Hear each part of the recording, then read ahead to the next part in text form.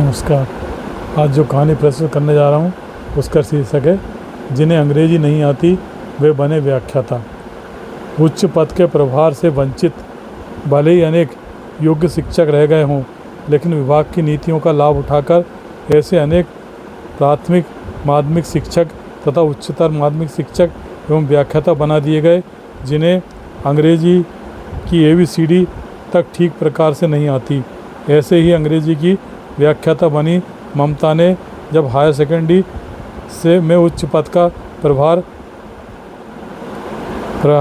ग्रहण किया तो प्राथमिक में पदस्थ कक्षा 1 पढ़ाने वाले सहायक शिक्षक ओम प्रकाश अपना सिर पकड़कर बैठ गए, क्योंकि वे MA हिंदी में प्रथम श्रेणी तथा M.Ed प्रथम श्रेणी से पास करने के बाद भी अभी तक प्राथमिक के शिक्षक ही बने हुए थे, जबकि उनकी 40 साल की नौकरी हो गई थी और वे उच्च पद के प्रभाव के योग्य भी नहीं माने गए थे। ममता का पति रामलाल सत्ताधारी पार्टी का नेता था, जो ओम प्रकाश जी को अच्छी तरह से जानता था। वह ममता को पदभार ग्रहण कराने के बाद उनसे मिलने आया था। उसने ओम प्रकाश जी से कहा कि आपसे पहले ही कहा था कि आप भी इसी तरह एक खुले विश्वविद्यालय की डिग्री से ले लो। आप नहीं माने, क्योंकि आप तो ईमानदारी के पुतले बने हुए थे। बिना पढ़े लिखे डिग्री लेना कार नहीं था। उसी का परिणाम आप भुगत रहे हो। रिटायरमेंट का समय नज़दीक आ गया है और आप उसी पद पर बने हुए हो जिस पर आपको प्रथम नियुक्ति मिली थी।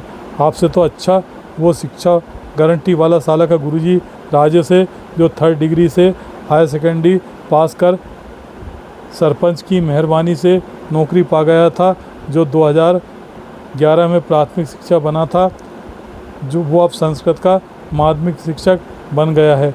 उसे तो हिंदी भी ठीक से पढ़ना नहीं आती, वो संस्कृत का क्या खाक पढ़ाएगा। उसने भी उसी खुले विश्वविद्यालय से बिना पढ़े लिखे ही डिग्री प्राप्त की है। रामलाल की बात सुनकर ओम प्रकाश बोले, राजेश की बात छोड़ो, अपनी पत्नी ममता की बात करो। वे बोले, ममता ने 8वीं की परीक्षा तक बिना परीक्षा दिए पास की थी।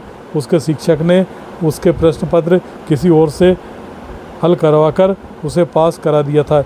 इसके बाद उसकी मुझसे शादी हुई तो मैंने 10वीं से लेकर BA MA तक की परीक्षा जुगाड़ से पास करा दी। उसको पेपर तक नहीं देने जाना पड़ा। अगर ऐसा करना पड़ता तो फिर अपनी नेतागिरी किस काम की।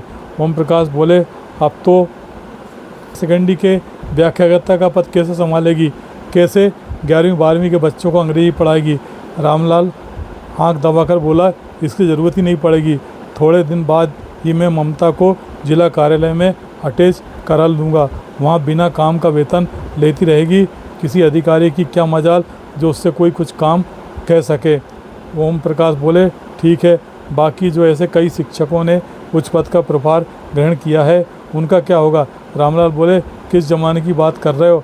आजकल इंटरनेट पर हर विषय के पाठ तथा उनका शिक्षण उपलब्ध है, उससे पढ़ा देंगे। फिर आजकल सरकारी स्कूलों में पढ़ाई होती ही कहाँ है।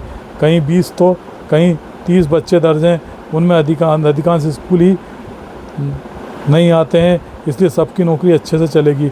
ओम प्रकाश बोले, ठीक है, हमने तो जब नौकरी शुरू की थी तो हमारे स्कूल में ही 450 बच्चे दर्ज थे तथा 90% तक बच्चे स्कूल आते थे। हमारे हेडमास्टर जी का पूरे गांव में बहुत सम्मान था, हमें भी बहुत सम्मान मिलता था। हमने वो दौर भी देखा और अब ये दौर भी देख रहे हैं। अब क्या है, 6 महीने रिटायरमेंट के बचे हैं। उच्च पद प्रभार की अभिलाषा ख़त्म हो गई है, अब तो रिटायरमेंट का इंतज़ार कर रहे हैं। रामलाल बोले, अच्छा चलता हूँ, एक भ्रष्ट सस्पेंड पटवारी को बहाल करवाना है, उस सिलसिले में एक जगह मिलने जाना है।